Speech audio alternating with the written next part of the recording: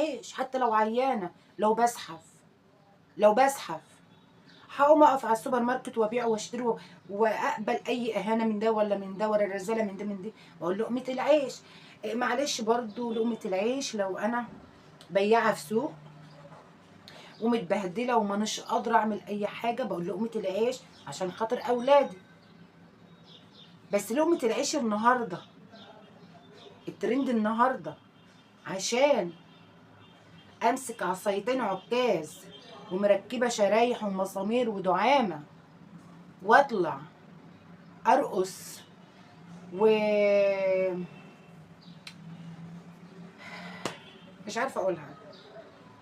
النهارده الترند بتاعنا النهارده راقصة من الراقصات ال أقول إيه، الفسق والفجور والّا بيقولوا عليها إيه، الراقصات اللي بهدلت بيوتنا، الراقصات اللي بهدلت شبابنا.